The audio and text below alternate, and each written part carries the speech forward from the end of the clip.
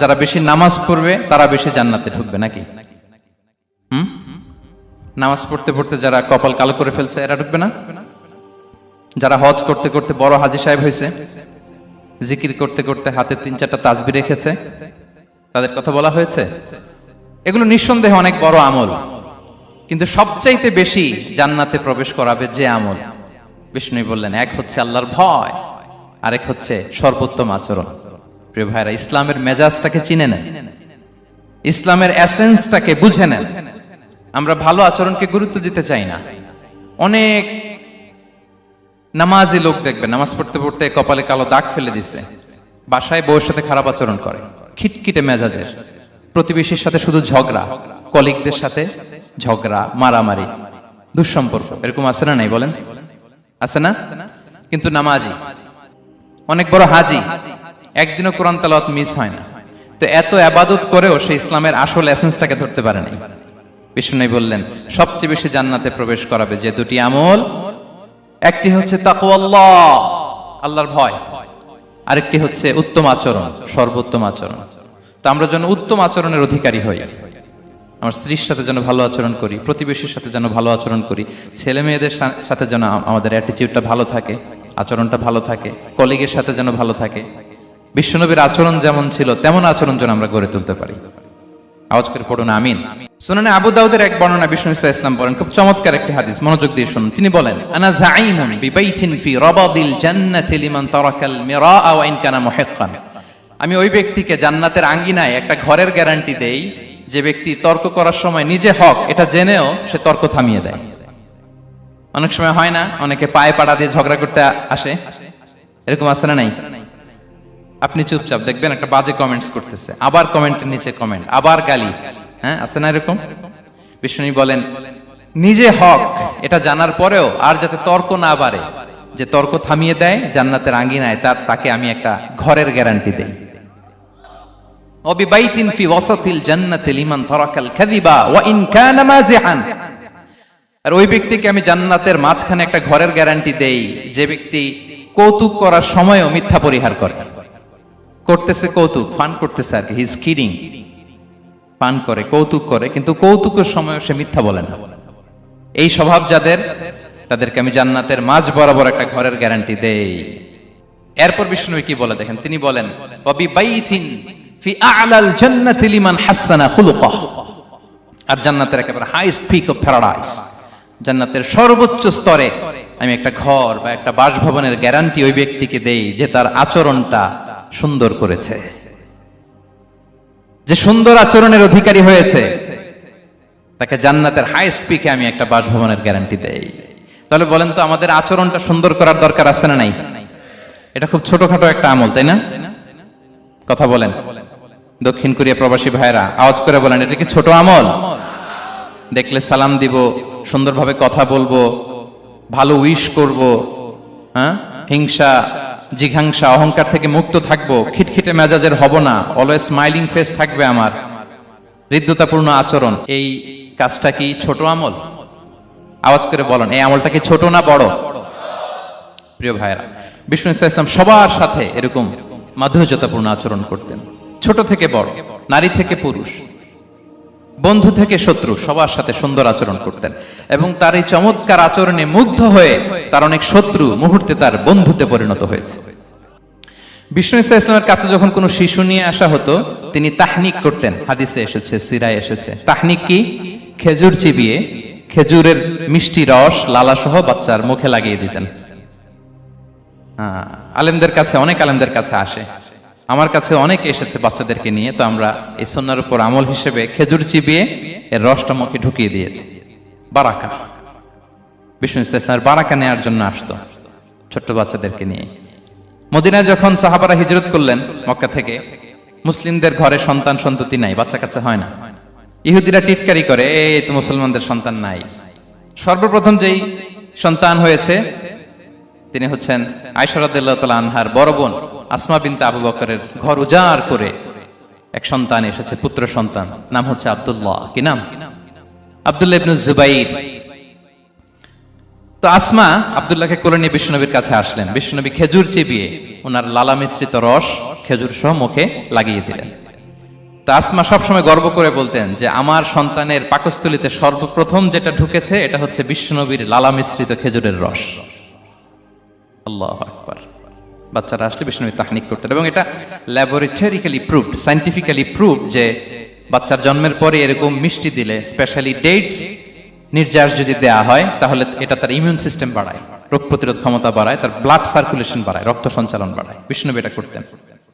অনেক মায়েরা বরকতের জন্য বিশ্বনবীর কোলে বাচ্চা দিতেন, অনেক বাচ্চা বিশ্বনবীর কোলেই পেশাব করেছে, হাদিস সাক্ষী। ওখান থেকে মাসালা এসেছে, মেয়ে বাচ্চা পেশাব করলে কিভাবে ক্লিন হবে, ছেলে বাচ্চা পেশাব করলে কিভাবে ক্লিন হবে। বিশ্বনবীর কোলে নিয়েছেন, পেশাব করে দিছে ভরায়া। আল্লাহু আকবার। বাচ্চাদের মাথায় তিনি হাত বুলিয়ে দিতেন। যেই বাচ্চার মাথায় বিশ্বনবী হাত বুলাতেন, ওই বাচ্চার মাথায় খুব বেশি বেশি চুল গজাতো। সুবহানাল্লাহ পড়বেন না? এক ভণ্ড, সেও ছিল নবী দাবিদার, মুসাইলামাতুল কাযযাব। সে নবীকে কপি করত, নবী যা যা করতো তাই করত। তো সেও তার এলাকায় অনেক বাচ্চাদের মাথায় হাত বুলাই দিতে শুরু করলো, যে মোহাম্মদ বাচ্চার মাথায় হাত বুলালে বাচ্চার মাথায় চুল বড় হয়, আমিও তাই করব। সে বলতো আমিও নবী। সে বলতো নবু আনিস শুনলি ওয়ানিস শুনলাকে মোহাম্মদ, হে মোহাম্মদ, নবু তোমার অর্ধেক আমার অর্ধেক। কি মামুর বাড়ির আবদার দেখছেন? বলে আমারটা আমাকে বুঝিয়ে দাও। তো নবীকে কপি করত। বিশ্বনবী কুয়ার মধ্যে লোনা পানির কুয়ায় থুতু ফেললে মুহূর্তে লোনা পানির কুয়া মিঠা পানির কুয়ায় পরিণত হতো। তো এই বদমাসটা যখন কপি করে থুতু মারছে ওদের এলাকার কুয়ায়, ওটা ছিল মিঠা পানি, ওটা মুহূর্তের মধ্যে লোনা পানির কুয়া হয়ে গেছে। তো বিশ্বনবীকে কপি করে সে তার এলাকার নবজাতক বাচ্চাদের মাথায় যখন হাত বুলিয়ে দিতে শুরু করলো, পরবর্তীতে দেখা গেল ওই বাচ্চাগুলো আজীবন ছিল টাক মাথা। চুল বাড়বে তো দূরের কথা, এদের মাথায় চুলই ওঠে নাই। আল্লাহু আকবার। মুজিজাতুন নবী। তো বিশ্বনবী মাথায় হাত বুলিয়ে দিতেন, বাচ্চাদেরকে চুমু খেতেন। আপনারা বাচ্চাদেরকে কোলে নেবেন, আদর করবেন, চুমু খাবেন, বিশ্বনবীর সুন্নাহ এটা। বাচ্চাদের সালাম দিতেন। মাঝে মাঝে বাচ্চাদের সাথে মজা করতেন, তাদের সাথে খেলাধুলা করতেন। বাসায় সময় পেলে এটা করবেন, ছেলেমেয়েদেরকে নিয়ে খেলতে নেমে যাবেন। শুধু বাচ্চাদের সাথে ফান করতেন এমন না, ভুল দেখলে শুধরে দিতেন। এক ছোট্ট বাচ্চা কোলে বসে খাবারের প্লেট থেকে এখান থেকে ধরে ওখান থেকে ধরে, তাও বাঁ হাতে। বিশ্বনবী বললেন, ইয়া গোলাম সাম্মিল্লাহ, বিসমিল্লাহ বলো। কুলবি ইয়ামিনিক, বাঁ হাতে নয় ডান হাতে খাও। ওয়া কুল মিম্মা ইয়ালিক, আর এদিক সেদিক থেকে নয়, তোমার সামনে যেটা আছে ওইটা খাও। সুবহানাল্লাহ। শুধরে দিতেন। সাদাকার খেজুরের স্তূপ ছিল, জাকাতের খেজুর। হাসান রাদিয়াল্লাহু তাআলা আনহু, বিষ্ণু ইসলামের দহিত্র, ছোট্ট মানুষ, হাঁটতে হাঁটতে যে খেজুরের স্তূপের দিকে খেজুর নিয়ে খেলতে যায়, হঠাৎ একটা খেজুর খেতে আরম্ভ করলেন। বিষ্ণু বলেন, কিখ কিখ, থামো থামো, ওয়াক থু থু। আমরা যে বাংলা ওয়াক থু বলি, এটার আরবি হচ্ছে কিখ। মানে এই নানা ভাই রাখো রাখো রাখো। আলা তাআলাম ইন্না লা নাকুলু সাদাকা, নানা ভাই তুমি জানো না আমরা হাশিমি খানদানের, আমরা সাদাকার মাল খেতে পারি না। আঙ্গুল ঢুকিয়ে মুখ থেকে খেজুর বের করে দিলেন। সুবহানাল্লাহ। এভাবে ছোট্ট বাচ্চাদের ভুলগুলো শুধরে দিতেন, কারেকশন করতেন। সুনানে নাসাইতে এসছে, কানা রাসূলুল্লাহ সাল্লাল্লাহু আলাইহি ওয়াসাল্লাম ইয়াজুরুল আনসার, তিনি যখন আনসারীদেরকে ভিজিট করতে যেতেন, ফায়ুসাল্লিমু আলা সিবিয়ানিহি, আনসারী বাচ্চাদেরকে সালাম দিতেন। আপনারা বাচ্চাদের সালাম দেন তো নাকি? নাকি বাচ্চাদের সালামের জন্য বসে থাকেন? অনেকে মনে করে যে আমি মুরব্বী হাজী সাহেব, 80 বছর বয়স, আমি তো শুধু সালাম পাবো, আমি দিব কেন? এরকম একটা ভুল ধারণা আছে না? সালাম শুধু ছোটরা দিবে, ব্যাপারটা কি এমন না। ছোটরা বড়দের দিবে, বড়রা ছোটদের দিবে, সবাই সবাইকে দিবে। ঠিক কিনা বলেন? ইনশাআল্লাহ বলেন সবাই। ওয়ায়ামসাহু বিরুসিহিম, বাচ্চাদের মাথায় হাত বুলিয়ে দিতেন। ওয়ায়াদউ লাহুম, তাদের জন্য দোয়া করতেন। তাহলে বিশ্বনবীর বাচ্চাদের সাথে আচরণ, ডিলিংস, ইন্টারঅ্যাকশন কেমন ছিল বুঝতে পেরেছেন? একবার এক নামাজে ওনার নাতিদেরকে নিয়ে হাজির হলেন, হাসান হুসাইন রাদিয়াল্লাহু আনহুমাকে নিয়ে। তো নামাজের এক সিজদায় বিশ্বনবী এমন লম্বা সময় সিজদায় পড়ে রইলেন, মাথা আর উঠান না। মুসল্লিরা তো অবাক, সাহাবারা ভাবলেন হায় রে, নবীজি অসুস্থ হয়ে গেলেন নাকি, অথবা ওহী নাজিল হলো নাকি। নামাজ শেষে সাহাবারা জিজ্ঞেস করলেন, ইয়া রাসূলুল্লাহ, আপনি কি অসুস্থ হয়েছেন নাকি ওহী নাজিল হচ্ছিল? এত লম্বা সিজদা দিতে তো কখন দেখি নাই। বিশ্বনবী বললেন, না না, কুল্লুন যালিকা লাম ইয়াকুন, কোনটাই না, বরং ওয়ালাকিন্না বিনি ইরতাহালানি, আমার নানা ভাই হাসান হুসাইন সিজদারত অবস্থায় আমার পিঠের উপরে উঠে বসেছিল। ফাকারিহতু আন উআজ্জিলাহু হাত্তা ইয়াকদিয়া হাজাতা, আমি উঠে গেলে তাদের ডিস্টার্ব হবে, এজন্য সিজদায় পড়েছিলাম। যতক্ষণ তাদের পিঠে উঠে খেলতে মনে চেয়েছে তারা খেলেছে, তারা নেমেছে, তারপরে সিজদা থেকে মাথা উঁচু করে দাঁড়িয়েছি। সুবহানাল্লাহি বিহামদিহি। তো আমরা কাঁধে নিয়ে খেলবো তো দূরের কথা, আমরা অনেকে বাচ্চাদেরকে মসজিদে দেখলেই রেগে যাই, আছে না নাই? অনেক মুরব্বীরা আছে মসজিদে বাচ্চা দেখতে পারে না, দেখবেন হ্যাঁ, খিটখিটে মেজাজের হয়ে যায়, রিয়্যাক্ট করে। আলহামদুলিল্লাহ গত অনেক বছর ধরে বাংলাদেশে এটা নিয়ে আমরা কন্টিনিউয়াসলি বলেছি যে না, শিশুদেরকে আপনারা মসজিদে আসলে ধমক দিবেন না, ভুল করলে, আওয়াজ করলে, চিৎকার করলেও তাদেরকে বকা দেওয়া যাবে? বলেন। আজকে যদিও বকা খেয়ে মসজিদ থেকে ফিরে যায়, আর কোনোদিন মসজিদের দিকে পা বাড়াবে? ও যাবে ক্লাবে, হ্যাঁ, ও যাবে গানের কনসার্টে, আর ফেরাতে পারবেন মসজিদে? আর আসবে না। খবরদার, আপনার একটা ধমকের কারণে মসজিদমুখী কোনো শিশু যেন অন্যদিকে না যায়। বুঝাবেন যে আব্বু এটা আমাদের ইবাদতগাহ, পবিত্র জায়গা, এখানে দুষ্টামি করতে হয় না, আওয়াজ করতে হয় না, আল্লাহ তোমাকে অনেক গুনাহ দিবে। গুনার ভয় দেখালে কিন্তু বাচ্চারা দুষ্টামি করে না, দেখবেন। ঠিক কিনা বলেন?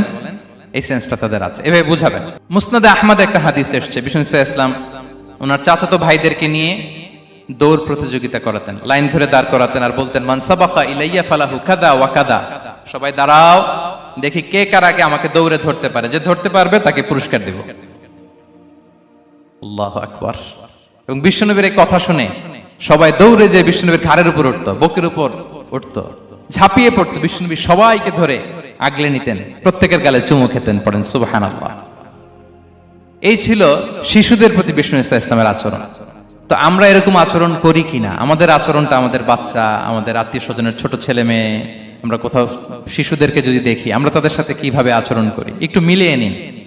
কার আচরণ কেমন, এরকম করেন কিনা আমি আর জিজ্ঞেস করতে চাইলাম না, জাস্ট আস্ক ইউরসেলফ, নিজেকে জিজ্ঞেস করুন যে আমরা আমাদের বাচ্চাদের সাথে এরকম আচরণ করি কিনা। সাহাবারা তো সবচাইতে বেশি বিশ্বনবীর সঙ্গ পেয়েছেন, তাই না? তাদের সাথে কেমন আচরণ ছিল? যে আয়াতটি দিয়ে আমি শুরু করেছি, আল্লাহ বলেছেন ফাবিমা রাহমাতিম মিনাল্লাহি লিনতা লাহুম ওয়ালাউ কুনতা ফাযযান গালিযাল কলবি লানফাদ্দু মিন হাওলিক। সাহাবারা বিশ্বনবীর এত ভালোবাসা পেয়েছেন, এত সুন্দর আচরণ পেয়েছেন, তারা বিশ্বনবীকে সব সময় আগলে রাখতে চাইতেন, ঘিরে থাকতে চাইতেন, তার সঙ্গ ছাড়তে চাইতেন না। পড়েন সুবহানাল্লাহ। বাসায় ভাল লাগে না, বিশ্বনবীর কাছে চলে যেতেন। ওয়াইফের সাথে মনোমালিন্য, নবীর দরবারে চলে যেতেন। এমনকি কোন সাহাবীর পেটে যদি ক্ষুধা লাগতো, ঘরে খাবার না থাকতো, তারা বিশ্বনবীর কাছে চলে যেতেন। তারা বলতেন নবীর চেহারার দিকে তাকিয়ে থাকলেই আমাদের ক্ষুধা মিটে যেত। আগলে রাখতেন সবসময় বিষ্ণু ইসলামকে। আর সবসময় বিষ্ণু ইসলাম একটা স্মাইলিং ফেস নিয়ে তাদের সাথে কথা বলতেন, মুচকি হাসবেন। বিষ্ণু বলেন তাবাসসুমুকা ফি ওয়াজহি আখিকা সাদাকা, you smile to your brother, it's a charity. তোমার ভাইয়ের দিকে তাকিয়ে তুমি যে মুচকি হাসো, এটা সাদাকা দেওয়ার সওয়াব কামিয়ে ফেলো তুমি। এবং সাহাবারা বলতেন মা রাআইতু আহাদান আকসারা তাবাসসুমান মিন রাসূলিল্লাহ সাল্লাল্লাহু আলাইহি সাল্লাম। বিশ্বনবীর চাইতে বেশি কাউকে আমরা কোনোদিন মুচকি হাসি দিতে দেখিনি। মুচকি হাসেন তো আপনারা? মুচকি হাসবেন, হাসলে যদি সাদাকার সওয়াব হয় তো আমরা মুখ গোমরা করে রাখবো কেন? দেখবেন যিনি মুচকি হাসে তাকে সবাই পছন্দ করে, আর যিনি গোমরা মুখ থাকে তার দেখতে ভালো লাগে। আমার ভালো লাগে না, আপনাদের লাগে? হাসি কিন্তু সংক্রামক, ইতিবাচক ভাবে সংক্রামক।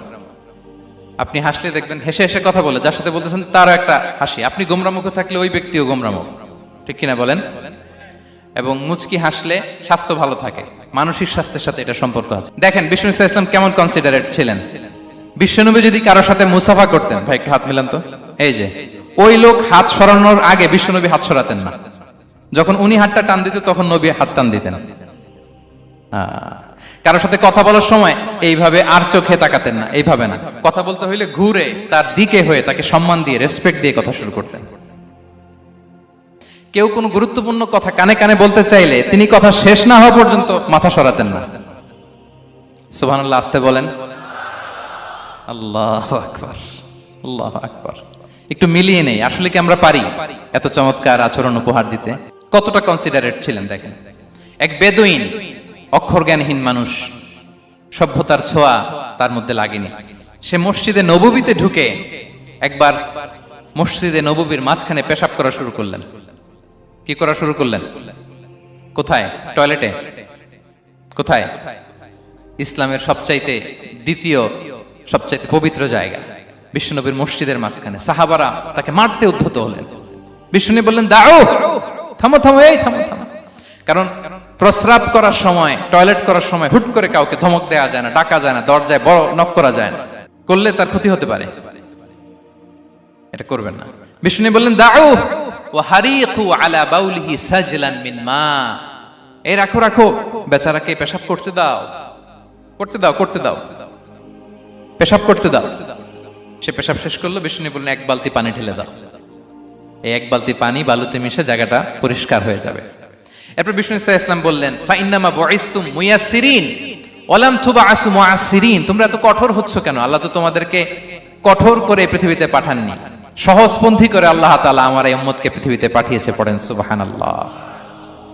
দেখেন কত চমৎকার আচরণের ছিলেন। এবং পরে লোকটাকে বুঝিয়ে বললেন, সে কালিমা পড়ে মুসলমান হয়ে গিয়েছে। আল্লাহু আকবার। এই ছিল বিষ্ণু ইসলামের ইন্টারাকশন সাহাবাদের সাথে। এবং সাহাবাদের জন্য তিনি দোয়া করতেন প্রাণ ভরে। প্রিয় ভাইরা, দোয়া চাওয়া, দোয়া করা দুটোই সুন্নাহ। প্রাণ ভরে তিনি সাহাবাদের জন্য দোয়া করেছেন। বিষ্ণু ইসলাম একবার ওয়াশরুম সেরে এসে দেখলেন কে যেন অজুর পানি রেখে গিয়েছে। জিজ্ঞেস করলেন কে রেখেছে? বলা হলো আব্দুল্লাহ ইবনে আব্বাস রেখে, ছোট্ট আব্দুল্লাহ। বিষ্ণু ইসলাম খুশি হয়ে গেলেন, হায় রে, সে কিভাবে খেয়াল করলো, আমি এখন ওয়াশরুম থেকে আসলেই তো আমার অজুর পানি লাগবে। খুশি হয়ে একটা দোয়া করলেন তার জন্য। তিনি বললেন আল্লাহুম্মা ফাক্কিহহু ফিদ্দীন ওয়া আল্লিমহু তা'বীল, মানে হে আল্লাহ, আপনি তাকে দ্বীনের জ্ঞান দেন এবং কোরআনের ব্যাখ্যা তারে শিক্ষা দেন। বিশ্বনবীর এই দোয়া এমন ভাবে কবুল হয়েছে, এই আব্দুল্লাহ ইবনে আব্বাস যত মুফাসসির পৃথিবীতে আসবে সকল মুফাসসিরদের সম্রাট হিসেবে আল্লাহ তাকে কবুল করেছেন। বিশ্বনবীর দোয়া তারা পেয়েছেন। উম্মে সুলাইম রাদিয়াল্লাহু তাআলা আনহা আনাস রাদিয়াল্লাহু তাআলা আনহুকে নিয়ে আসলেন, বললেন নবী হে, আপনি এসেছেন, আমরা যে এত খুশি মদিনাবাসী, সবাই দেখে আপনার হাতে কিছু না কিছু হাদিয়া দেয়, আমি কি দিব? কিছু দেয়ার নাই, কিছু দেয়ার নাই, আমি গরিব মানুষ, আমি আমার নাড় ছেঁড়া ধন, কলিজার টুকরা আনাস, আমার শিশু সন্তানটারাই আপনারে হাদিয়া দিয়ে দিলাম।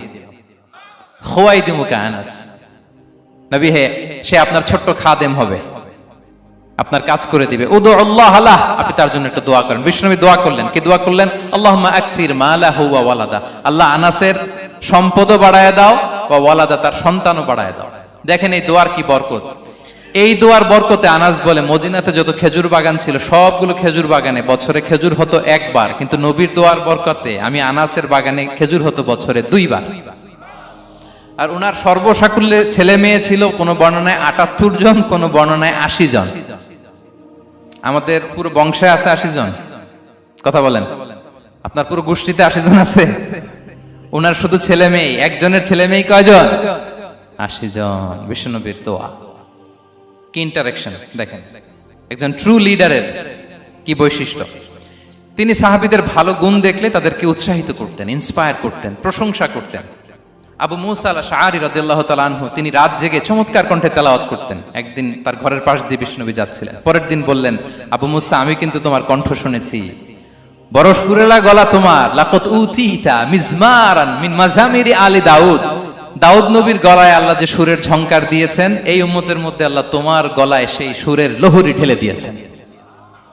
আচ্ছা বলেন, নবী যদি প্রশংসা করে যে তোমার তেলাওয়াতটা খুব সুমধুর হয়েছে, তার কেমন লাগবে বলেন তো? আচ্ছা নবী বাদ দেন, শায়েখ আব্দুর রহমান আস-সুদাইস এসে যদি আপনারে বলে তোমার কণ্ঠটা তো বড় মিষ্টি, কেমন লাগবে আপনার? আর স্বয়ং বিশ্বনবী যদি বলে, সুবহানাল্লাহ পড়বেন না? আল্লাহু আকবার। এইভাবে রাসূল ইসলাম সাহাবাদেরকে উৎসাহিত করতেন।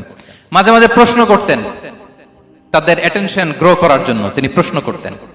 একবার বলেন দেখি, কে বলতে পারে ইন্না মিনাশ শাজারি শাজারা লা ইয়াসকুতু ওয়ারাকুহা মাসালুহা মাসালুল মুমিন, একটা গাছ আছে, এই গাছের পাতা ঝরে না, এর দৃষ্টান্ত মুমিনের দৃষ্টান্ত। কে পারো দেখি?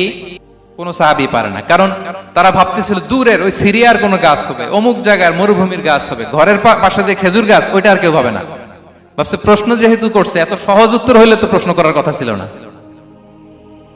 তারা এইটা বলে, ওইটা বলে, ক্যাকটাস, গুলমলতা, ওই গাছ। নবী বলে না, ইন্নাহা আন-নাখলা, এটা খেজুর গাছ। কি গাছ?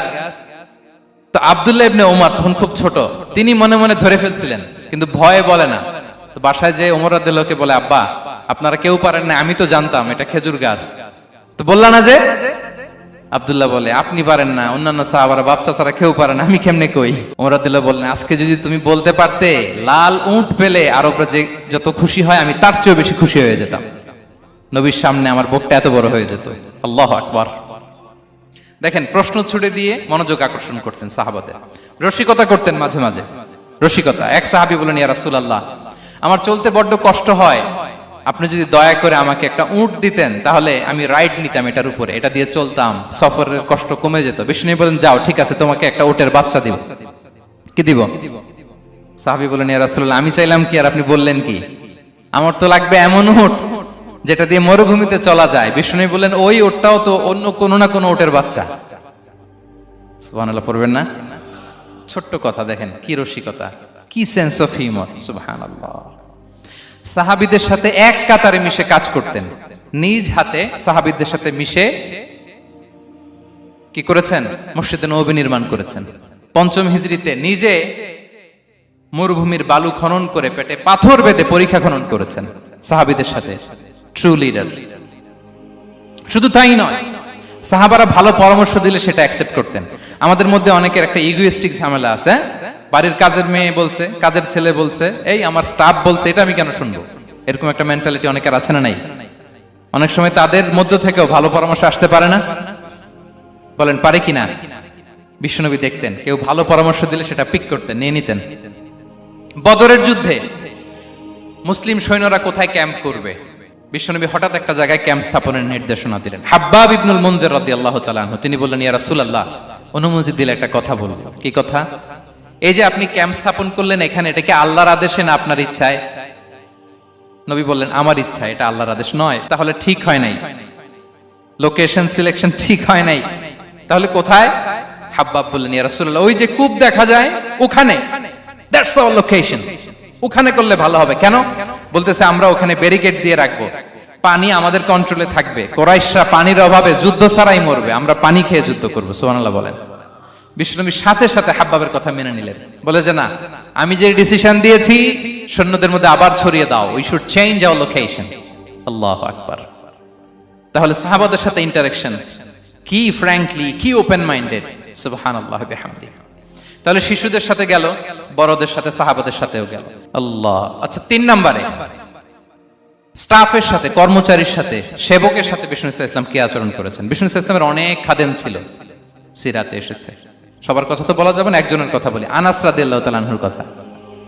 আনাস, লক্ষ্মীপুরে আমি এক জায়গায় ওনার কোন একটা ওয়াজ করতে যেয়ে আমি বললাম, আনাস নামটা কেমন লাগে? কারণ অনেকে বাচ্চা নিয়ে এসে বলে, হুজুর নাম রেখে দেন।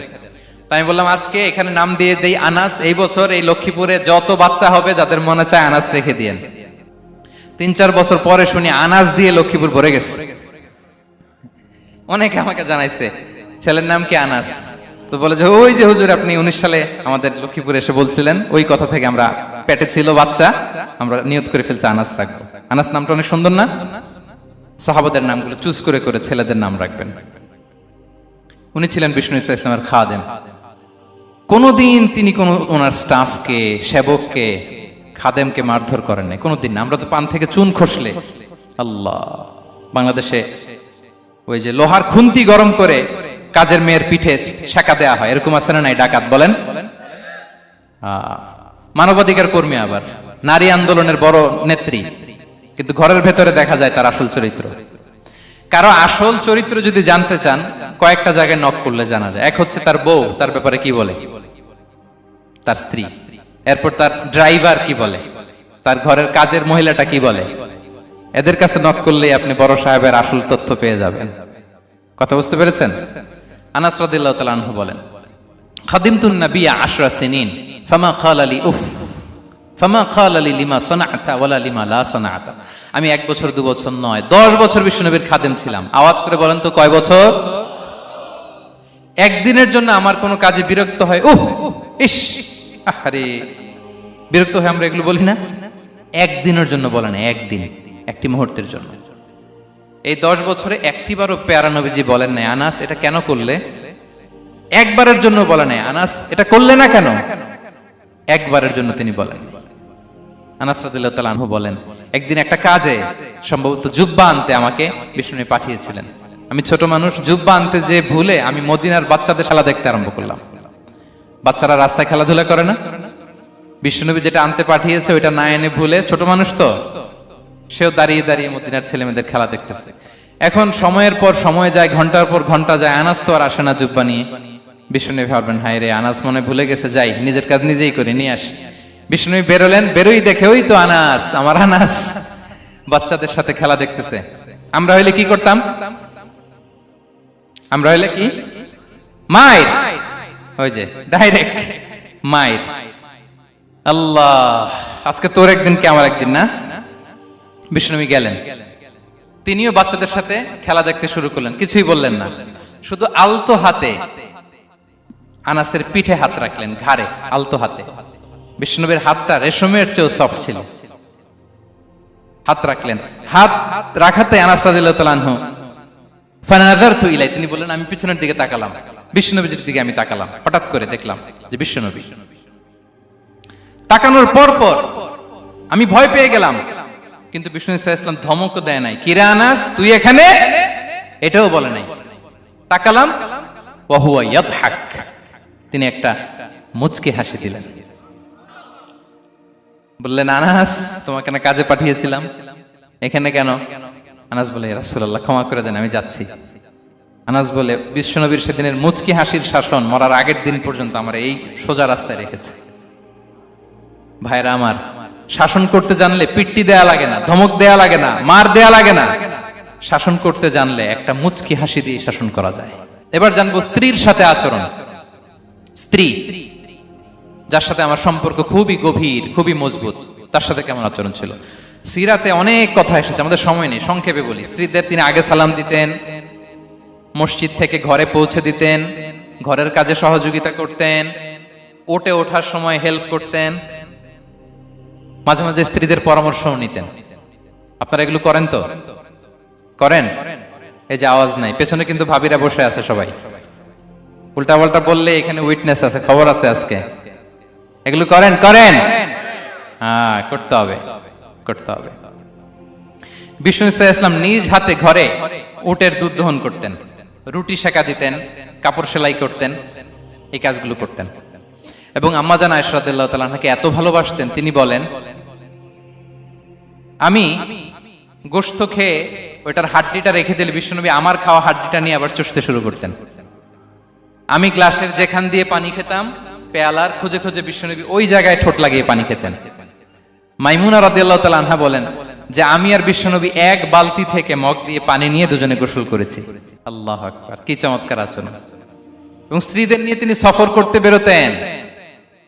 একবার রাত্রিবেলা বিষ্ণু সাল্লাল্লাহু আলাইহি ওয়াসাল্লাম এবং আম্মা জান আয়েশা রাদিয়াল্লাহু তাআলা আনহা, বিষ্ণু বলেন চলো তো আমরা একটু দৌড় দেই, এক্সারসাইজ হয়ে যাবে। দুইজনে দৌড় দিলেন। তখন আম্মা জান আয়েশা রাদিয়াল্লাহু তাআলা আনহা একটু স্লিম ছিলেন, তো দৌড়ে বিশ্বনবী পিছে পড়ে গেলেন, আম্মা জান আয়েশা ফার্স্ট হয়ে গেলেন, আগে চলে গেলেন। বড্ড খুশি, উনি বিশ্বনবীকে হারিয়েছেন। আবার অনেক বছর পরে, তখন সময়ের ব্যবধানে আম্মা জান আয়েশা একটু হেলদি হয়ে গিয়েছেন, আগের মতো আর চিকন নেই। আবার বিশ্বনবী কোনো এক রাতে বললেন আয়েশা চলো আজকেও একটু এক্সারসাইজ করি, দৌড় দেই। দুজন মিলে দৌড় দিলেন। আজকে বিশ্বনবী আর আম্মা জান আয়েশাকে চান্স দেন নাই, তিনি জোরে দৌড়ে আম্মা জান আয়েশাকে রানার আপ করে দিলেন, উনি ফার্স্ট হয়ে গেলেন। এরপর কি বললেন জানেন? সুনানে আবু দাউদের হাদিস, তিনি বললেন ইয়া আয়েশা হাদিহি বিতিলকা সাবকা। দেখেন বিশ্বনবী মনে রাখছেন, নোটে রাখছেন। বিশ্বনবী বললেন আয়েশা ওই যে এত বছর আগে কোন এক রাতে মরুভূমিতে দৌড়ে আমাকে হারাইছিলা, আজকে ওইটার বদলা নিয়ে নিলাম। তিলকা সাবকা, ওইটার বিনিময়ে এটা। ওই দিন তুমি জিতছিলা, আজকে তোমার উপর আমি জিতে গেলাম। কি হৃদ্যতা ছিল, কি সম্পর্ক ছিল স্ত্রীর সাথে। তাই বলে মনে করবেন না যে কোনো মনোমালিন্য হতো না, হতো। মানবিক যে ব্যাপারগুলো মাঝে মাঝে একটু ছোটখাটো মিষ্টি ঝগড়া, একটু মনোমালিন্য, এটাও হতো। এবং বিশ্বনবী এটাও টের পেতেন। তিনি বলতেন আয়েশা ইন্নী লা আ'লামু ইযা কুনতি আলাইয়া গাদবা ওয়া ইযা কুনতি আলাইয়া রাদিয়া।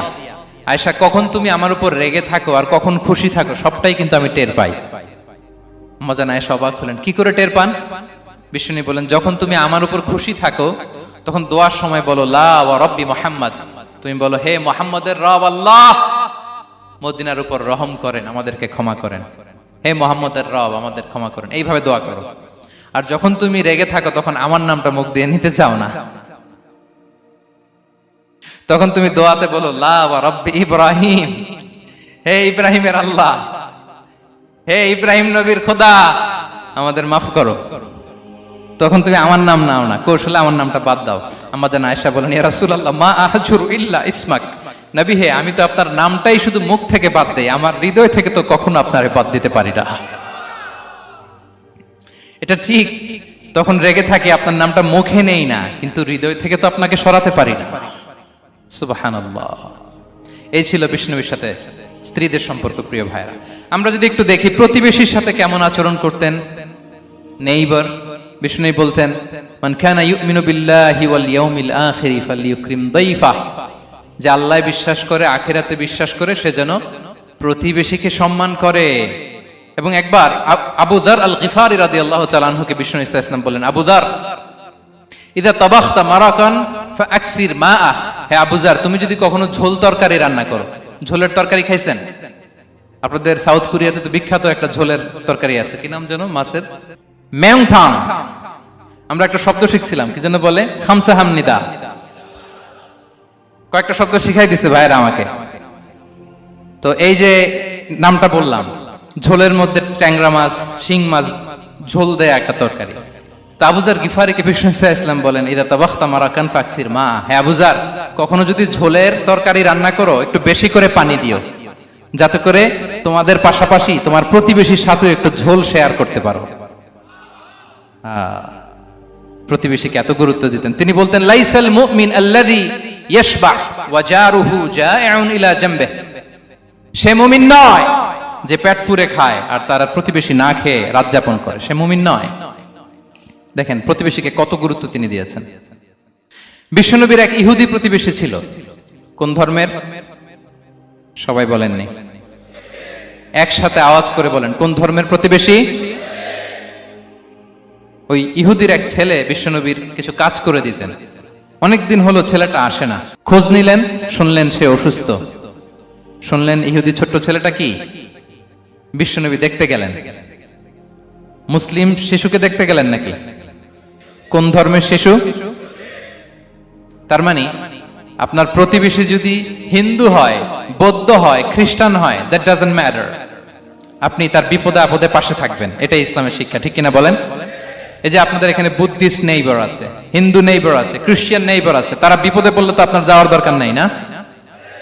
যাবেন, খোঁজ খবর নিবেন, ভিজিট করবেন, পাশে দাঁড়াবেন।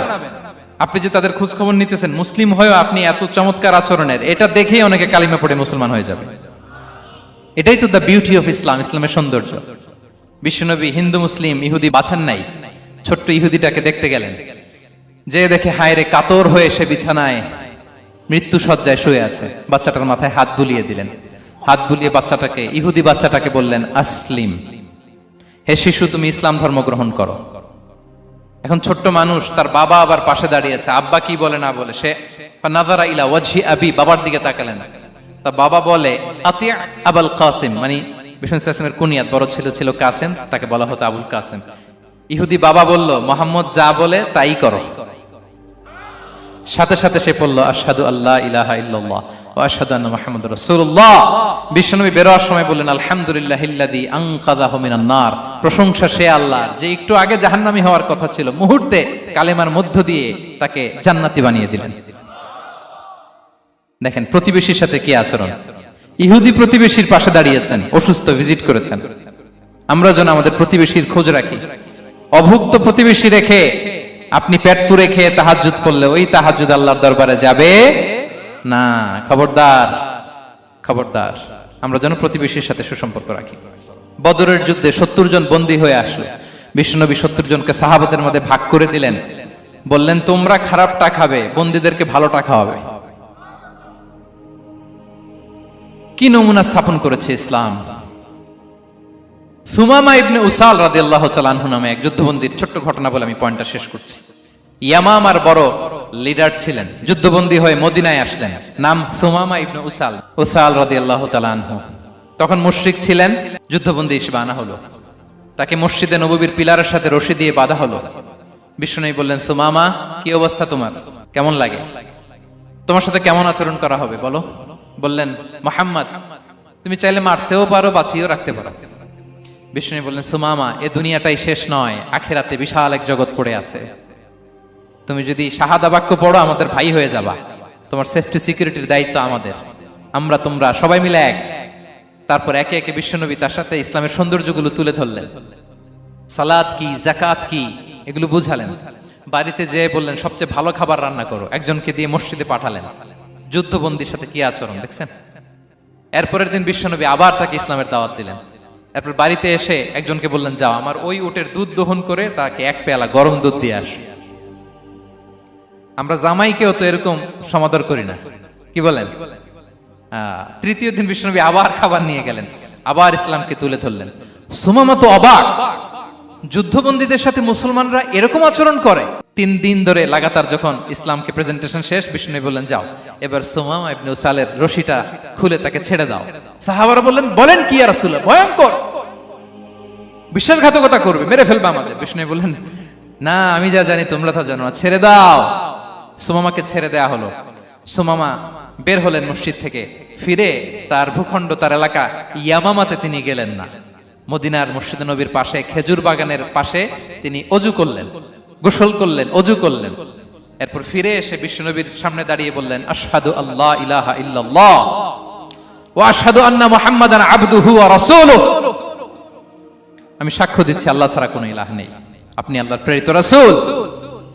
হে মুহাম্মদ, আপনার চাইতে নিকৃষ্ট মানুষ আমার কাছে কেউ ছিল না, কিন্তু এখন থেকে আপনার চাইতে কোনো প্রিয় মানুষ আমার জীবনে নেই। ইসলামের চাইতে নিকৃষ্ট কোনো ধর্ম আমার জানা ছিল না, আজ থেকে ইসলামের চাইতে প্রিয় ধর্ম আমার কাছে নেই।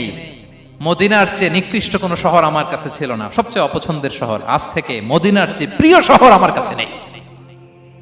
দিস ইজ ইসলাম।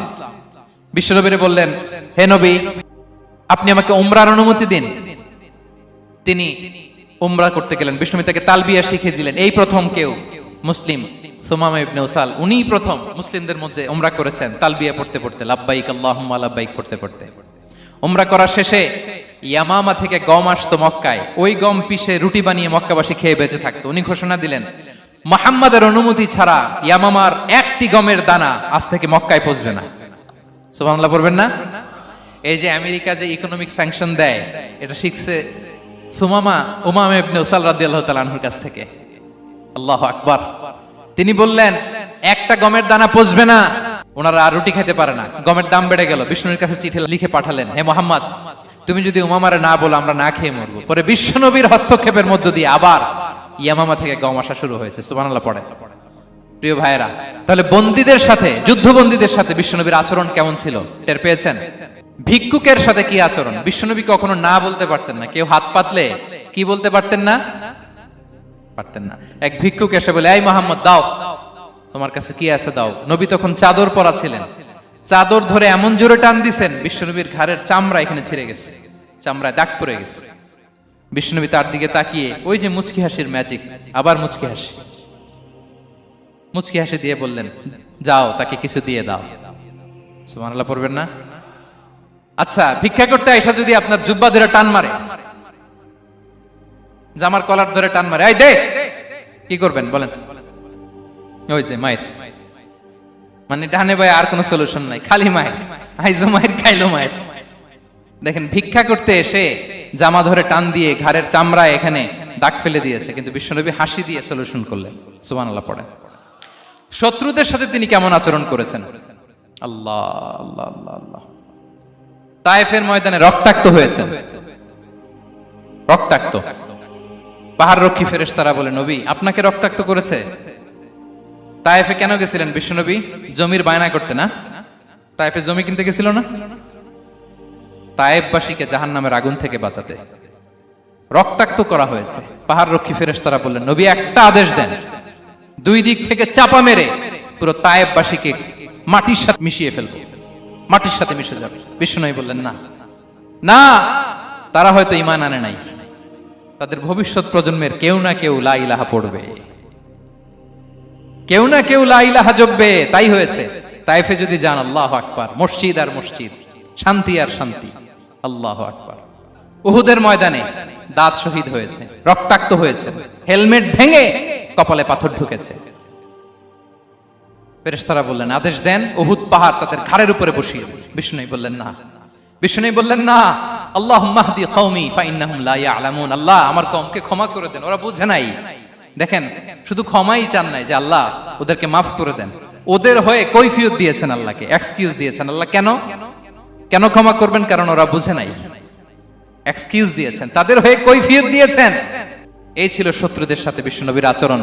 যুদ্ধের ময়দানে ঘোষণা দিতেন, খবরদার, ওদের নারীদের গায়ে হাত দিবে না, শিশুদের গায়ে হাত দিবে না, গবাদি পশু মারবে না, কোন পাদ্রীর গায়ে হাত দিবে না। গোটা বিশ্বের কেউ, কোন যুদ্ধের সেনাপতি যুদ্ধের ময়দানে এমন মানবতা দেখাতে পারে না। চিল্লায় বলেন ঠিক কিনা?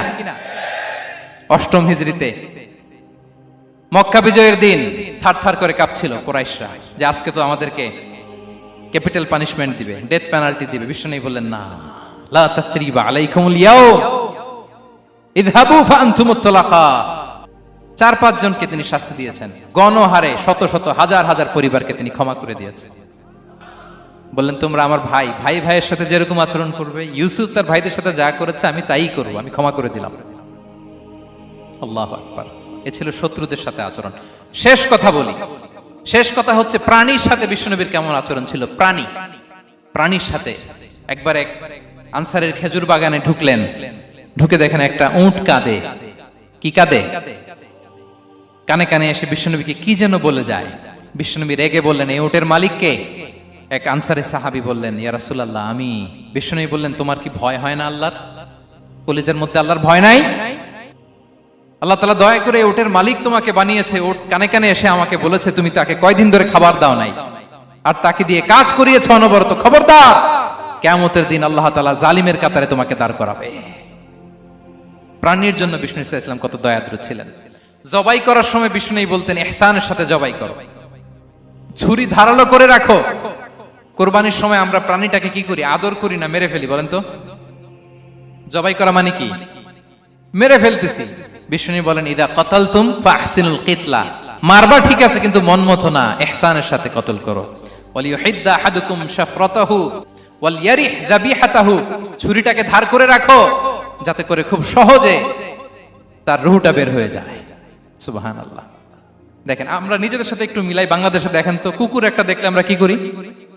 হ্যাঁ, হয় লাথি নয় একটা ঢিল। বিড়াল দেখলে কি করি? হয় দাবরানি দেই নয় দৌড়ানি দেই। এরকম আছে না নাই? উন্নত দেশগুলোতে দেখবেন রাস্তার মাঝখানে একটা ছোট্ট সাপ, পুরো হাইওয়েতে সবগুলো গাড়ি থেমে গিয়েছে একটা হাঁসের বাচ্চা বাঁচানোর জন্য, একটা সাপের বাচ্চা বাঁচানোর জন্য। আর আমরা পাখির মতো মানুষকে গুলি করে মারি। মানুষকে আমরা গুলি করে মারি পাখির মতো নির্বিচারে। প্রিয় ভাইরা, বিষ্ণু ইসলাম প্রাণীর প্রতি আমাদেরকে দয়াদ্র হতে বলেছেন। তাহলে বিশ্বনবীর আচরণ কেমন ছিল একটা ওভারঅল ধারণা আপনারা পেয়েছেন প্রিয় ভাইরা? হ্যাঁ, শিশুদের সাথে কোমল আচরণ করবেন তো আপনারা? আদর করবেন, চুমু দিবেন, কোলে নিবেন। হ্যাঁ, ভুল করলে শুধরে দিবেন, পারবেন? বড়দেরকে আগে সালাম দিবেন তো? আর কর্মচারী একটা ভুল করলে পিটাইয়া শোয়ায় ফেলবেন, এরকম করবেন না? ভালো আচরণ করবেন। স্ত্রীর সাথে কেমন আচরণ করবেন? হ্যাঁ, মাধুর্যপূর্ণ আচরণ। ওই একজন কয়, হুজুর নাই। আরে বেটা, হওয়ার পরে কেমন করবা ওইটা বলো না। নিয়ত করে রাখো যে আমরা আমাদের ঘরটাকে জান্নাতি ঘর বানিয়ে ফেলবো, ঠিক কিনা? প্রতিবেশীর সাথে যেন আমরা ভালো আচরণ করি, কারাবন্দীদের সাথে যেন আমরা ভালো আচরণ করি। ভিক্ষুক হাত পেতেছে, স্যার 2 দিন ধরে কিছু খাই নাই, 5টা টাকা দেন। দাঁড়ায় না গ্লাসের সামনে, ওর হাতে থালা, একটা ভাঙ্গা থালা, আর আপনি স্যুট পরা স্যার না, আপনারে গাড়ির এদিক থেকে বের করে ওদিকে ভাঙ্গা থালা দিয়ে বসাইতে, আর ওরে স্যুট পরে গাড়ির ভিতরে বসাইতে আল্লাহর কয় মিনিট লাগে বলেন তো? খবরদার, ফরিয়াদির সাথে যেন আমরা খারাপ আচরণ না করি, শত্রুদের সাথে যেন খারাপ আচরণ না করি, কোন প্রাণীর প্রতিও যেন আমরা জুলুম না করি। প্রিয় ভাইরা, বিশ্বনবী এত মাধুর্যপূর্ণ আচরণ করতেন, শত্রু বন্ধু হয়ে যেত। আর আমাদের আচরণ দেখে আমার বন্ধু আমার শত্রু হয়ে যায়, ঠিক কিনা? আমরা যেন আমাদের আখলাককে সুন্দর করি। শুধু নামাজি, শুধু রোজাদার, হাজি সাহেব ইবাদত করি কিন্তু মানুষের সাথে বাজে আচরণ করি, এমনটা যেন না হয়। আমরা যেন সুন্দর আচরণ করে বিশ্বনবীর শেখানো পন্থা এরকম মাধুর্যপূর্ণ আচরণের অধিকারী হয়ে ফি আ'লাল জান্নাতি গরাফা, বিষ্ণু বলেছেন জান্নাতের সর্বোচ্চ স্তরে তারা অ্যাপার্টমেন্ট পাবে। ওই অ্যাপার্টমেন্টের অধিকারী যেন আমরা হতে পারি। আল্লাহ তৌফিক দান করুক।